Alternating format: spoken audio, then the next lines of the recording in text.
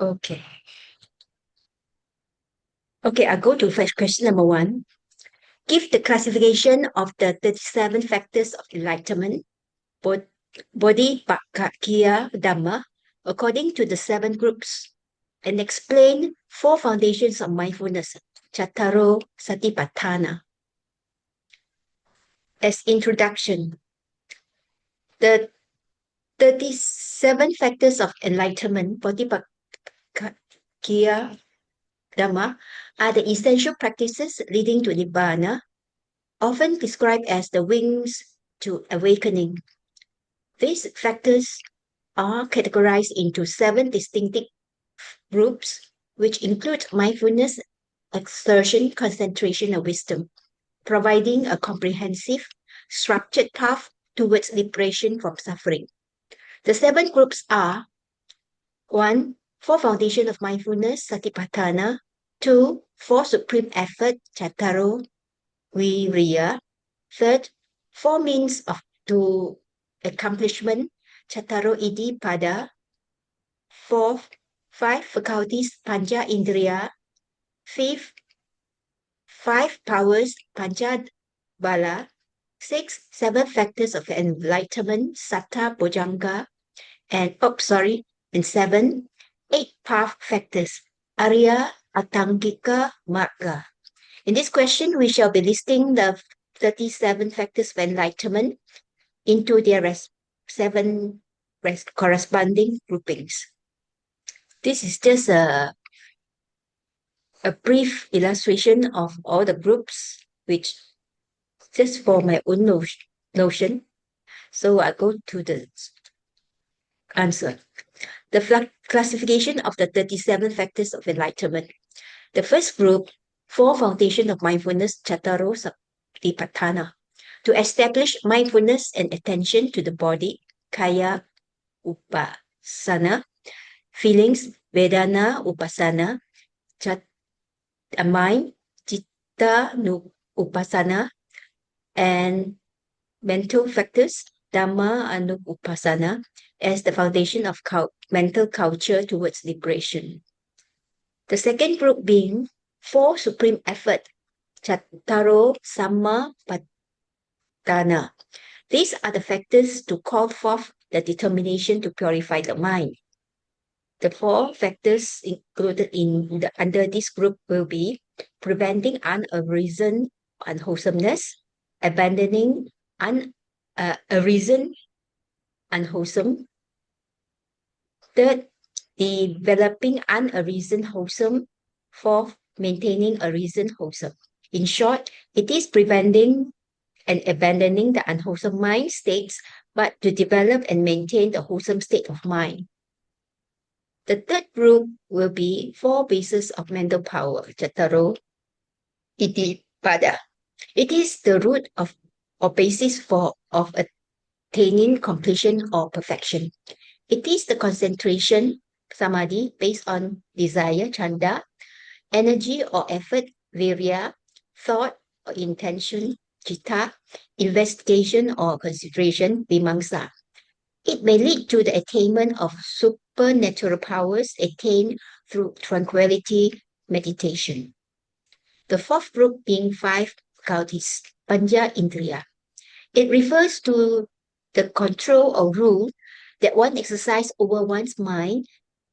Is the essential point in these controlling faculties for adhering to morality practices. These include faith, saddha, energy, virya, mindfulness, sati, concentration, samadhi, and wisdom, panya. 5 powers, pancha bala. To suppress and instill firmness against hindrances and obstacles, as the individual have overpowered the opposing and deluded mental states. They are the same 5 as faculties, yet are strengthened through cultivation and become unshakable. The sixth group, 7 factors of enlightenment, Satta Bodhjanga. It refers to the mental qualities to be cultivated for awakening mindfulness, Sati, investigation of Dhammas, Dhamma Vichara, Chaya, energy, Virya, joy, Piti, tranquility, Passaddhi, concentration, Samadhi, and equanimity, Upekkha. The last group, the seventh, will be the Noble Eightfold Path, Arya Atangika Magga. This is the supramundane purification by knowledge and vision through right view, Samadhi, right intention, Sama Sankappa, right speech, Sama Vacha, right action, Sama Kamanta, right livelihood, Sama Ajiva, right effort, Sama Vayama, right mindfulness, Sama Sati, and right concentration, Sama Samadhi. So the question asked to explain the four foundations of mindfulness, Chattaro Satipatthana. The four foundations of mindfulness was described in the Satipatthana Sutta as the direct path to liberation. This practice involved non-judgmental, moment-to-moment awareness of four key areas. The first area being contemplation of body, Kaya Anupassana, observing and comprehending the physical body with clear mindfulness. The core method includes mindfulness of breathing, anapanasati, posture, including standing, walking, sitting, lying down, bodily activities, anatomic parts, anatomical parts, and the four essential elements that do. And last but not least, symmetry contemplation.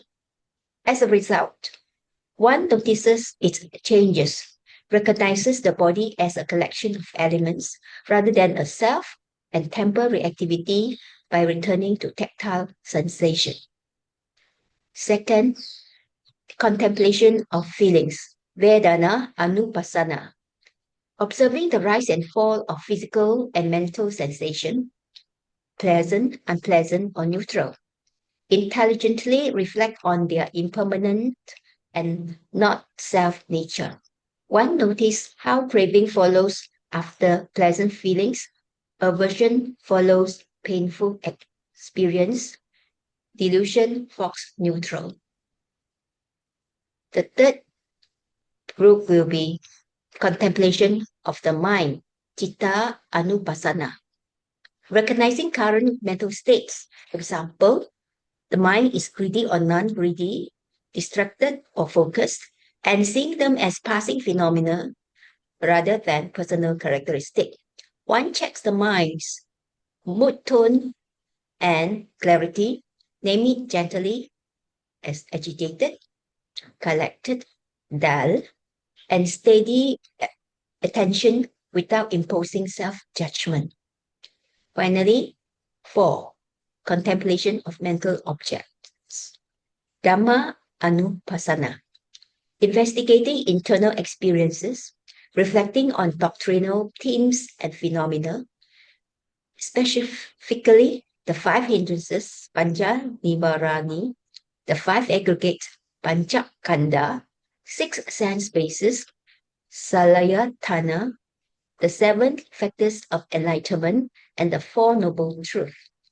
When a hindrance appears, sensual desire, ill will, sloth, torpor, restlessness, worries, doubt, one recognizes it, knows its conditions, how it is abandoned, and how it does not arise in the future. So, as conclusion, these 37 factors of enlightenment serve as a comprehensive roadmap of mental purification with core qualities like mindfulness, energy, and wisdom reappearing across the sets to ensure a balanced approach to spiritual practice. All these contemplations leads to intuitive knowledge from meditative insight, comprehending the three characteristics of natural phenomena, that is, impermanence, unsatisfactoriness, and not self, anicca, dukkha, and anatta. It enables one to gather momentum to break free from the five aggregates of grasping and clinging. The four foundations of mindfulness become the foundation of mental cultivation as it sharpens one's awareness towards the three characteristics of the natural phenomena.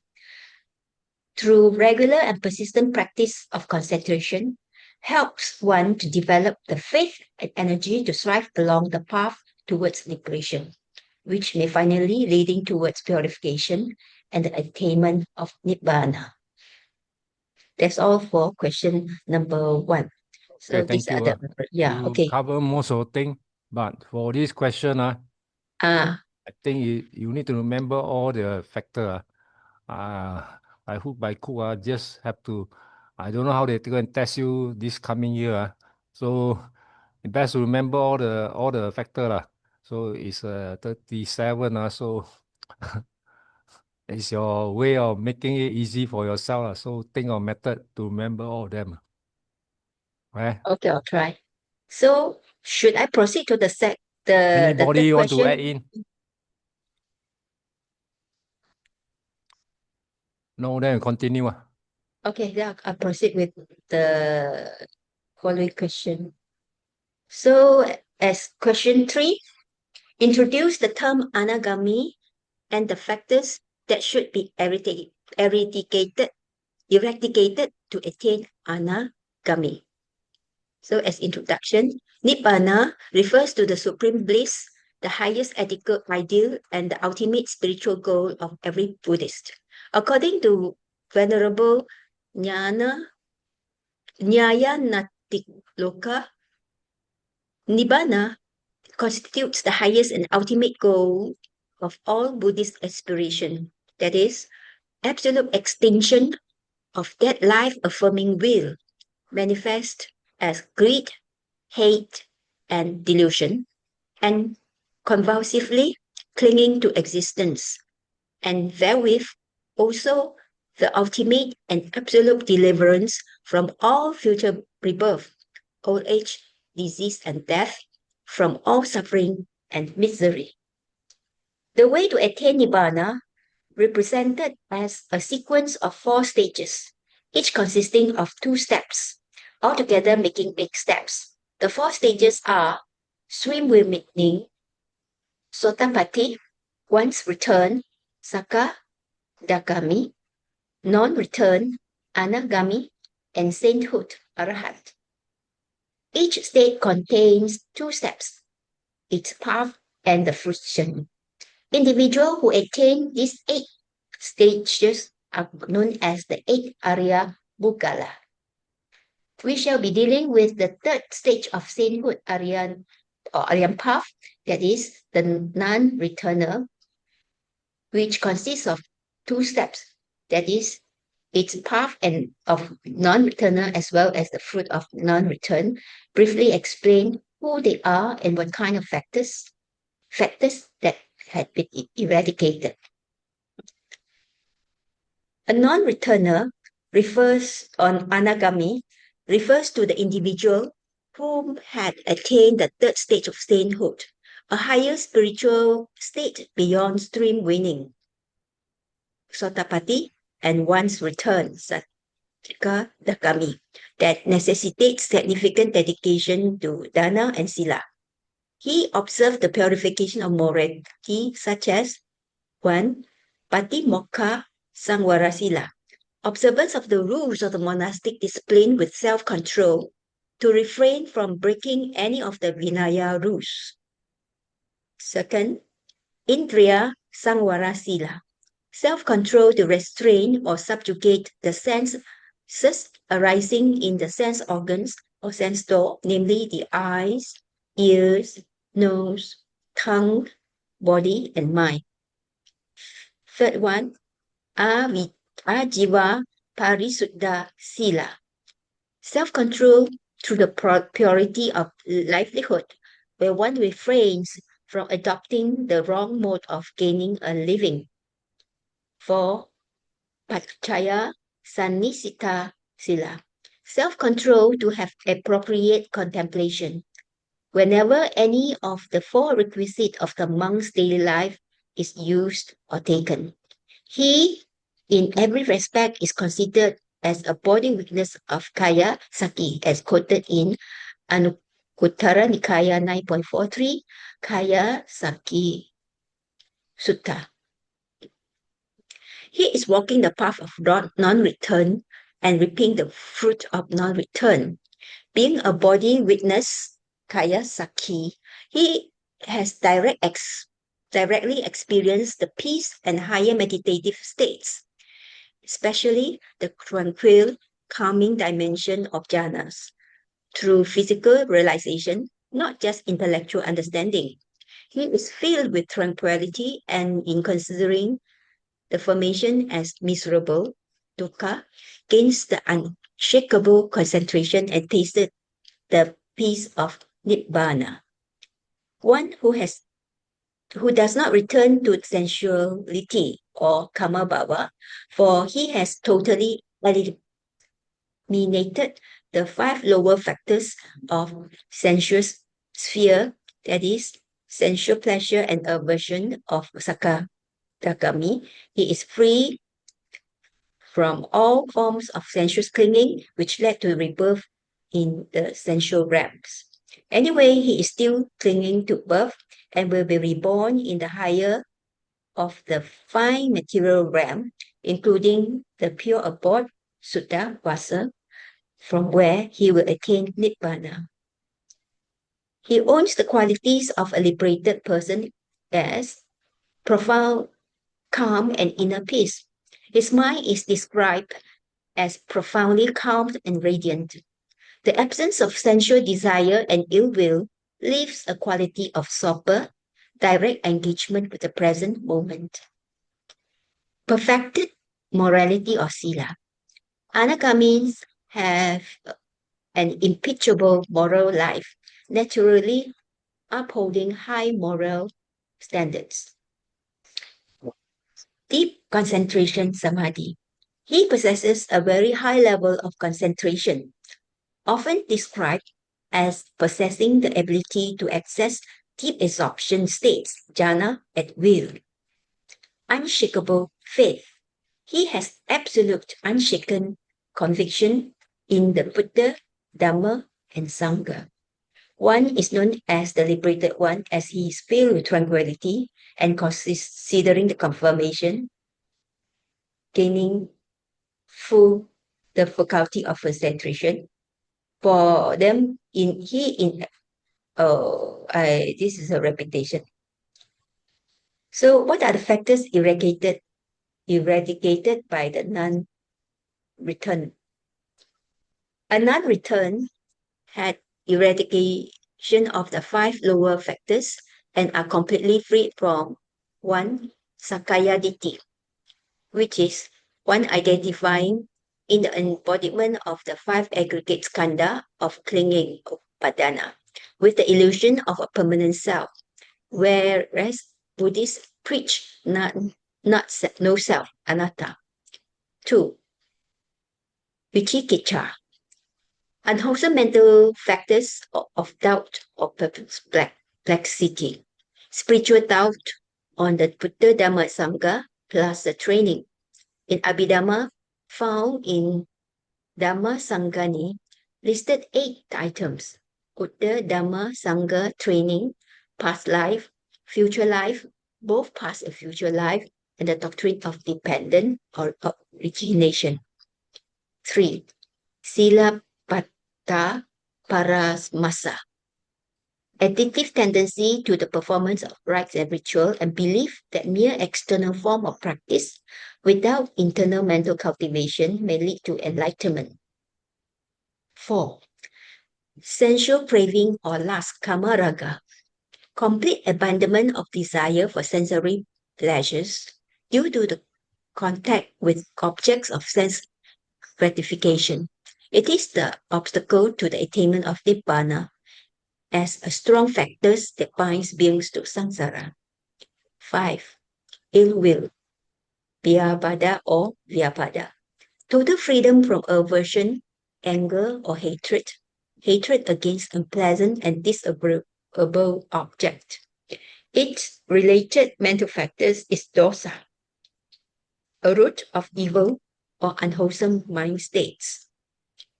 Before one attains non-return during the first stage of sainthood, stream meaning he had overcome the three lower factors, Sakaya Titi, Vichikicha, Aisilapata, Paramasa. During second stage of sainthood, once returner, he had attenuated lust, hatred, and delusion.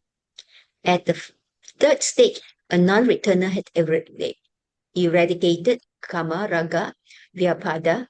Hence, he had totally abandoned the five lower factors. Anyway, he still clings to birth,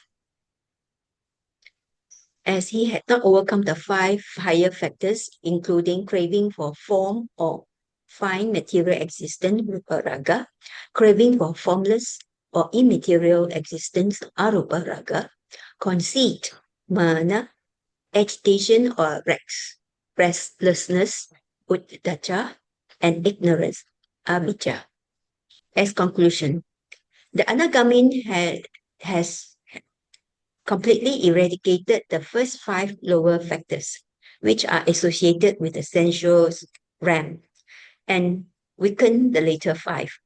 The Anagamin is a non-returner in the sense that he will never be reborn in Kamatu again. Instead, he will either complete the path and become an arhat in the present lifetime, or he will be reborn in the pure abodes, or sutta vasa, corresponding to the five highest heaven in the subtle materiality realm. And specifically, the Akista heaven, the fifth and highest of the pure abode, which often serve as a way station for anagamis before they achieve arahantship. So these are the references. Okay, good. So anybody want to comment? Now then, I will proceed to the last one. Question number 5. Explain the virtues of the Sangha as depicted in the Ratana Sutta. Good. Pata 6. Ratana Sutta discourse on the jewels, which is found in Buddhaka Nikaya, is basically a eulogy of the sublime qualities of the Buddha, Dhamma, and Sangha, the truth of which, transcending time and space, is made the basis of an asseveration to invoke their blessings for happiness of all beings. In the Ratana Sutta, the Sangha is revered as the third of the three jewels, praised for his noble qualities and spiritual attainments. The sutta refers them specifically to the Arya Sangha, consisting only the 8 noble individuals, comprising 4 pairs who have attained the path and fruit of any of the 4 stages of sainthood, which is Sotapanna, Sakadagami, Anagami, and Arahat, who has realized the Dhamma. The special qualities and attainment of the stream enterer, Sotapanna, who has abandoned 3 factors, are given in details. We shall briefly list out the virtues of the Sangha as been depicted in the Ratana Sutta. So the virtue of the Sangha. Starting from the verse number 6 to verse number 14, the quality of the Sangha had been elaborated as the following. 1. Rightly entered the path. The noble disciples have rightly entered the path, practicing well, directly, and methodically. Supatipanna, Ujjupatipanna, Jnana Patipanna, leading to deathlessness or Nibbana. 2. Unshakable confidence. The noble Sangha possesses confirmed knowledge of the Four Noble Truths, like a firm post sunk in the earth that cannot be shaken by the 4 winds, which refers to the 4 pairs of bodily condition, which is referring to gain and loss, fame and praise and blame, pleasure and pain. Their version of the Dhamma is not based on hearsay. It is seen, known, and directly realized. Number 3, purification of mind. The Sutta praises the cutting of factors, at minimum the 3 lower factors, for truth and terror, self-illusion, doubt, and attachment to rites and rituals. For higher states, further factors are abandoned. These abandonment are irreversible. Defilements cannot overrun their minds as before. 4. Harmonious conduct. The Sangha is described as harmonious, upright in conduct and view. They will not commit the 6 major wrongdoings, which include killing of father, mother, killing of the Arahat, shedding of the Buddha's blood, and causing schism in the Sangha, and the 6th one being pernicious false belief by following the wrong teacher. For those who have seen the path of Nibbana, is incapable of concealing any evil action, whether by deed, speech, or thought, due to their extreme integrity. They are worthy of offering, for they are a field of merit due to their purified minds, and they live exemplify the path. Number 5, friction and non-regression. Among them are stream enterers, one-returners, non-returners, and arhats. Even the last of these stream enterers are said to be not liable to fall into lower realms, fixed in right will, bound for awakening. Their attainment guarantees progress and safety. This makes them the unsurpassed field of merit of the world, and it is thus worthy of offering. 6. Freedom from future rebirth. The Sangha has destroyed the seeds of existent karma, and having realized that deathlessness has no desire for reliving, likened to a lamp that has gone out. 7. Finality of training. They do not undergo an 8th birth, meaning they will at most experience 7 more births before attaining final liberation, leading directly to Nibbana. Number 8, protective blessings. The Sangha's realized qualities are so unshakable that they form the foundation for the protective truth observation of the entire discourse. The repeated refrain from by this truth, may they be well-being, points to the Sangha's realized qualities as a living blessing, is rooted in the truth what had been accomplished and not due to magical power. In summary, the Ratana Sutta categorized the Sangha not merely as a group of monastics, but as individuals who have realized the truth and are unshaken by their studies and practices, compliance with the Dhamma. Their virtuous conduct and attainment had uplifted them to the status of unsurpassed field of merit, worthy of offerings. They become the leading example towards the path to emancipation and become a source of safety, protection, and supreme merits of the world. So these are the references. That's all. Okay, thank you. Anybody, any comment? If none, then I will. Okay. Good afternoon, everyone.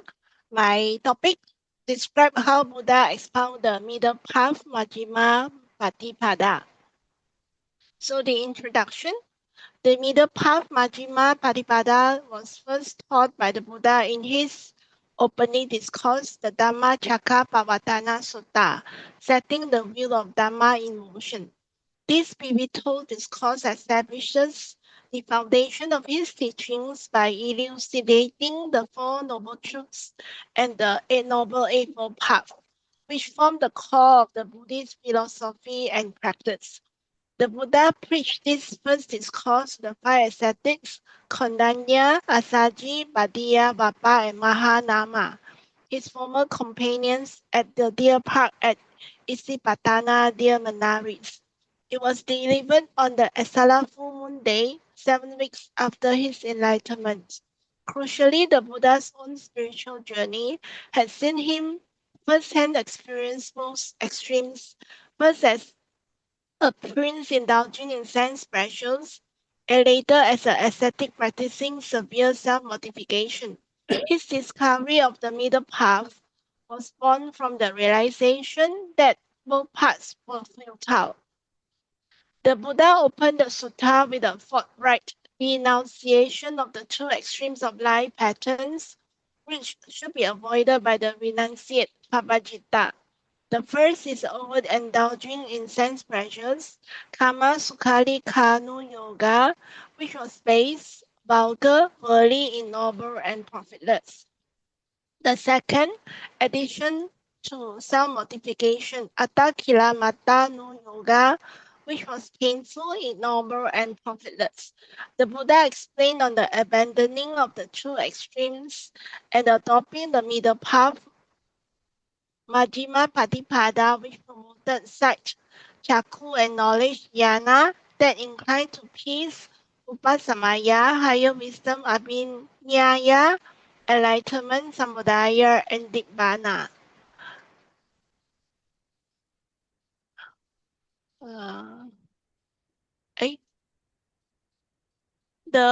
Where's my, wait, I don't know where's my screen. The Four Noble Truths. First is the Noble Truth of Suffering, Dukkha Ariya Satya. The Buddha began by expounding the first Noble Truth, which asserts the existence of suffering in life. He elucidated various forms of suffering, which are birth, decay, disease, death, to be united with the unpleasant, to be separated from the present, not getting what one desires, the five aggregates which are subject to clinging. Second, the noble truth of cause of suffering, dukkha samudaya. Craving is a cause of suffering. It produces rebirth, bhavika, accompanied by passionate clinging, Nandi Raga Sahagata, welcoming this and that life, Tatra Binandini. It is a craving for sensual pleasures, Kama Tangha, craving for existence, Bhava Tangha, and craving for non-existent Vibhava Tangha. The third is the noble truth of the cessation of suffering, Dukkha Nirodha Arya Satya, complete separation from the destruction, Asesa Viraga Nirodho, forsaking Tyago, renunciation Patini Sago, liberation Mukti, and non-attachment Analayo to craving. The fourth is noble truth of path leading to the cessation of suffering, Dukkha Nirodha Gamini Patipada, that is the middle path, Majjhima Patipada. It has 8 factors, which are called the Noble Eightfold Path. So these are the Noble Eightfold Path, which have 8 factors. First one is right view, develop an understanding of the Four Noble Truths and the nature of reality that is anicca, dukkha, anatta. Second, right intention, samma sankappa, cultivating wholesome intentions that are renunciation, nikkama, non-evil, abhyapada, and non-cruelty, avihimsa. Third, right speech, samavacha, abstaining from false precept of non-lying in detailed manners, avoid false speech, divisive speech, harsh speech, and idle chatter.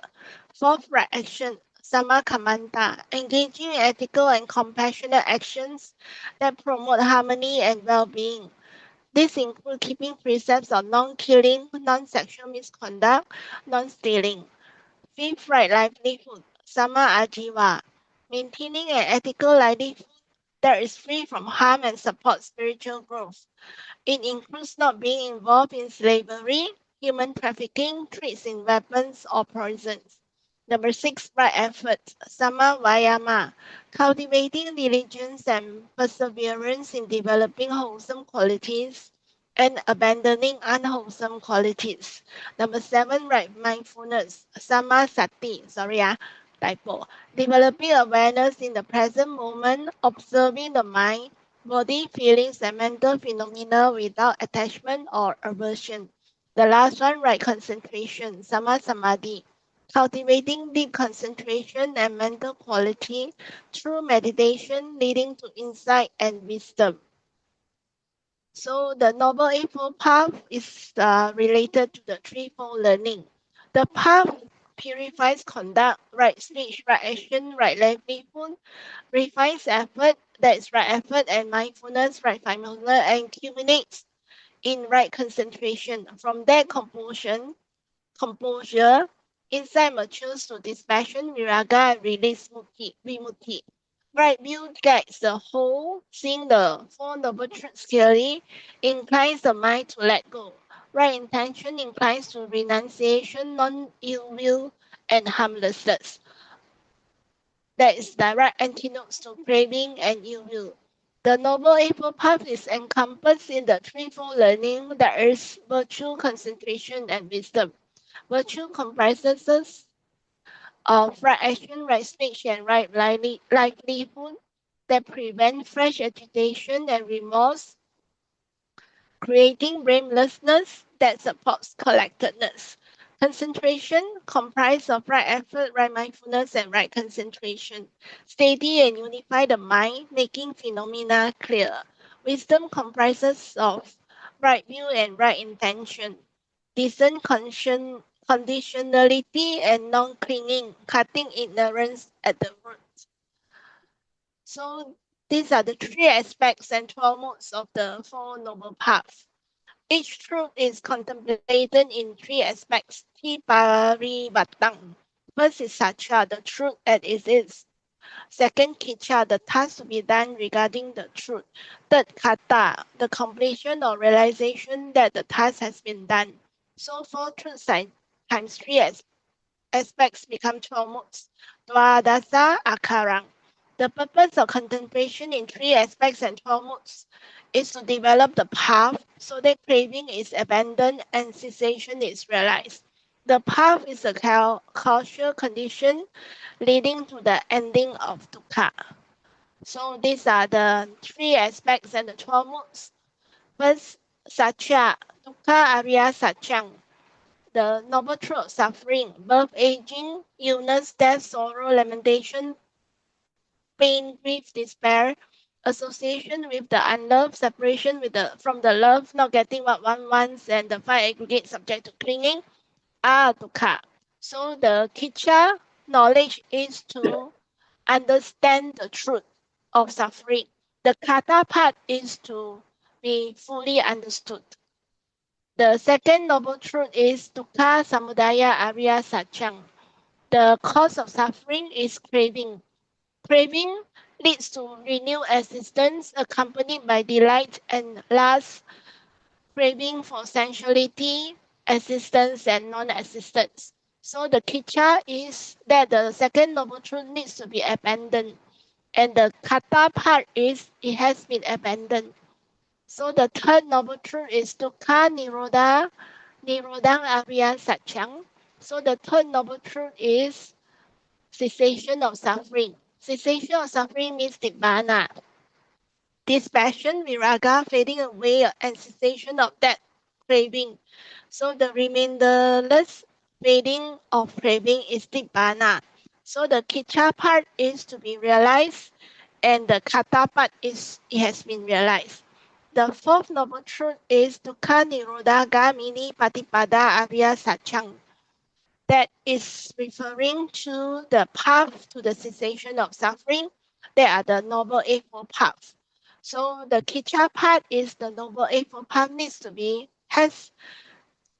is to be developed, and the Kata path is it has been developed. So at the end of the discourse, the Buddha concluded that the discourse was only after absolute true intuitive knowledge regarding the Four Noble Truths.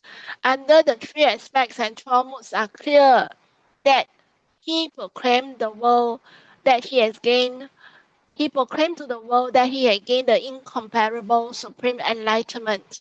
So at the end of the discourse, all the five ascetics rejoiced. In Kandanya arose the pure and stainless eye of insight, having understood that whatever is of a nature to arise is of a nature to cease. That is seeing things in their true perspective. Yata Bhuta Jnana Dasana. Kandanya attains Sopapati, the first stage of sainthood, Upon noticing this, the Buddha exclaimed, Kondanya Vijati. That means Kondanya has understood. The other four ascetics were also inspired by this. After further instruction, they also attained the first stage of enlightenment shortly after. So celestial beings who heard about what happened in Isipatana rejoiced. The Dhamma that could not be expounded by any ascetic priest, god, Mara, or Brahma in this world has been proclaimed. The rejoicing spread to all the heavens. This description is repeated to each heaven. So, in summary, the middle path is a way of wisdom, steering clear of the two extremes and indulgence in sense pleasures and addition to self-mortification. It is precisely the Noble Eightfold Path which serves as a practical guide to ethical living, mental cultivation, and insightful understanding. It is the middle view expressed by dependent arising, avoiding the extremes of eternalism and nihilism. It is lived as balanced ethics, sila, mindful wisdom, panya, and steady concentration, samadhi. So in essence, the middle path is not a compromise, but a transcendent way of living that directly leads to dispassion, cessation, and the final goal of liberation, nibbana. So these are the references. But I'll say Brother Lao's help a lot in polishing and giving the advice how to amend the slides. This is why anyone want to say anything? Good. Anybody want to comment? Can I Yeah. clarify Yeah, sure. on your introduction? Yeah. The Yeah. I should what? 7 weeks after Yeah. his enlightenment. Wait. How do I go about it? Wait. You go back to your first slide, I think, first or second slide. Oh, okay. Slide. Okay. It was delivered. That means the Dhamma Cakkappavattana was delivered on the 7 weeks after his enlightenment. I think this is not very factual, correct, right? Not very correct. Because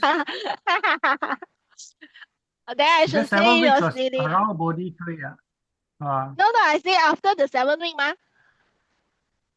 Salah. 7 weeks. Okay. Yeah. Okay. I think it's about 2 months. About 2 months. Okay. Yeah.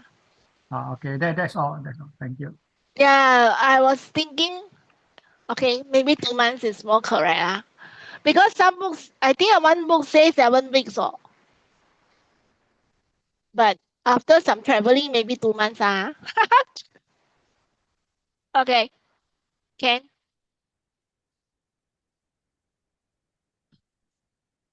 So I stop share. Then, okay.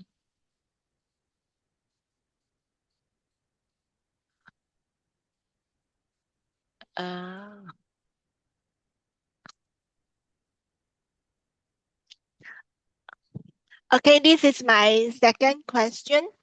Discuss the splendid contributions of Anagarika Dhammapala to. Actually, the original question was in our country. That means contribution of Anagarika Dhammapala in our country. But Brother Lau advised to change to Sri Lanka and the Buddhist world. So I just changed it. Okay, so next. So the Buddhism history in Sri Lanka. By the late 19th century, Sri Lanka was under British rule. The island faced a profound crisis. The powerful Christian church backed by the colonial administration led to widespread conversion among the Sinhalese Buddhist population, threatening the very existence of Buddhism on the island. It was during this dark period that a young man named Don David Hewavitani, I don't know how to pronounce, later known as Anagarika Dhammapala, emerged. Alongside figures like Colonel Henry Steele Olcott, he became the driving force behind a powerful Buddhist revival, sparking a renaissance that would save and transform Buddhism not only in Sri Lanka but across the world. Anagarika Dhammapala was born Don David Hewa Vitani in Colombo, Sri Lanka in 1864 to an affluent and devout Buddhist family. Influenced by Venerable Hikaduri Sri Sumangala and the lay leader Migetuvate Gunadanda, he took the name Anagarika Dhammapala. Anagarika means homeless renunciant without full ordination as a lay celibate dedicated to Buddhist service. Dhammapala means protector of the Dhamma. He believed it was his greater duty to safeguard and promote the Buddha's teachings. He was a close associate with Colonel Alcott, collaborated with Colonel Alcott and Madame Blavatsky in the Buddhist revival and education movement in Sri Lanka in the last quarter of 19th century and first of 20th century, while steadily asserting an independent Buddhist identity distinct from Theosophy. The splendid contributions are Gaya restoration and Mahabodhi Society establishment, global Dhamma advocacy, Dhamma and social reform, monastic support and ordination, writing and public discourse. So first, restored Bugaya and founded Mahabodhi Society.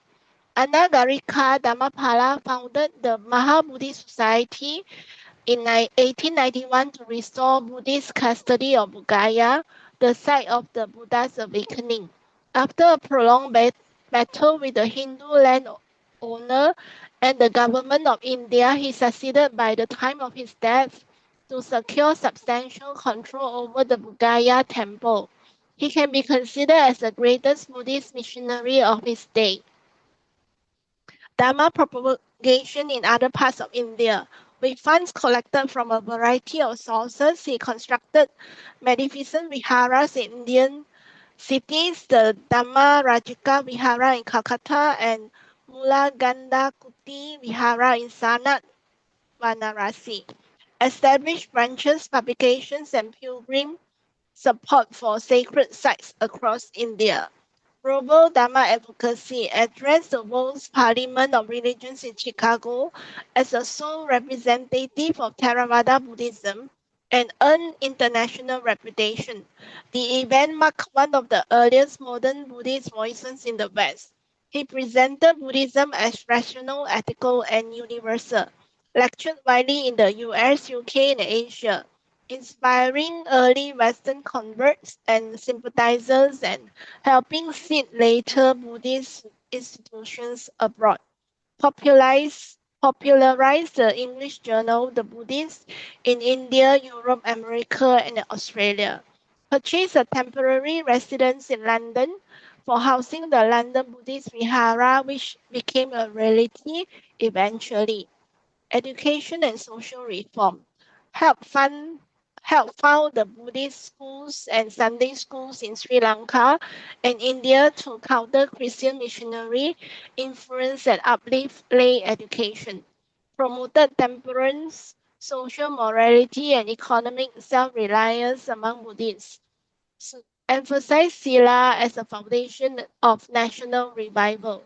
Dhammapala ridiculed the local Sinhalese for aping the Western lifestyles. He urged the Sinhala Buddhists to abandon the alien traits, instead adopt the cherished values of the national culture and mold their lives on the moral education of Buddhism.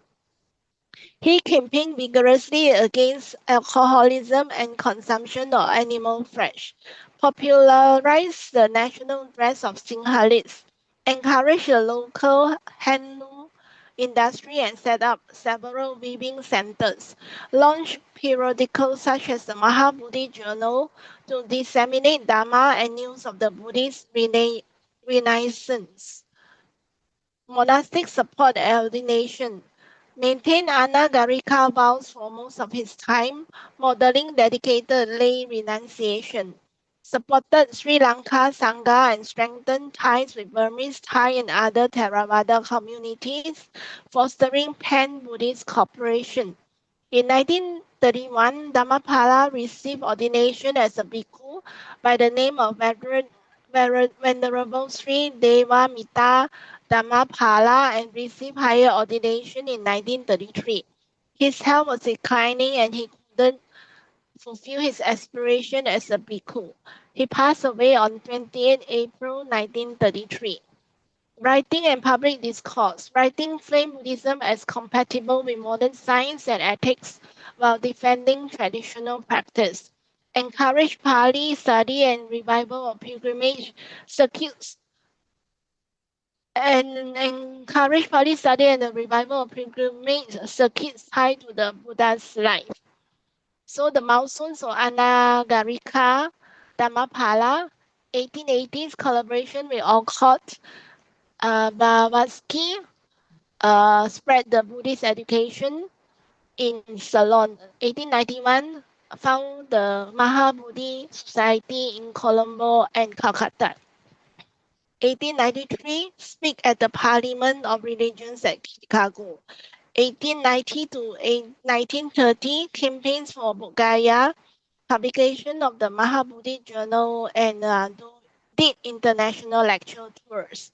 Today, 12 statues of Dhammapala exist across Sri Lanka with several streets dedicated to his memory in cities such as Colombo, Chandigarh, Anuradhapura, and Matara. In India, 3 statues of Dhammapala exist in Sana, College Square in Calcutta, and Bodh in Bihar. Conclusion: Anagarika Dhammapala was more than a revivalist. He was a visionary who redefined what is meant to be a Buddhist in the modern world.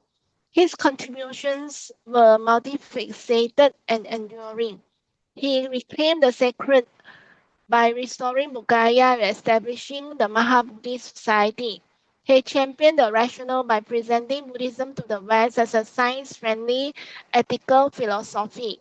He strengthened the national by promoting Sri Lankan culture, education, and economic self-reliance. He united the global by fostering pan-Buddhist cooperation and inspiring future generations of practitioners worldwide.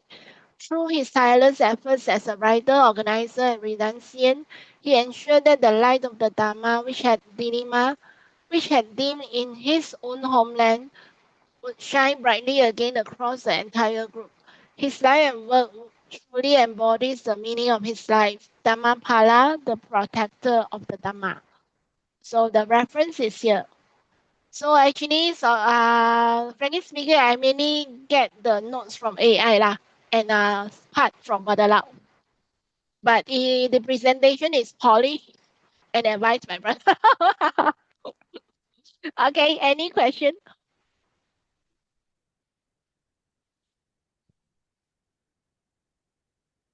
Nana, I go to the next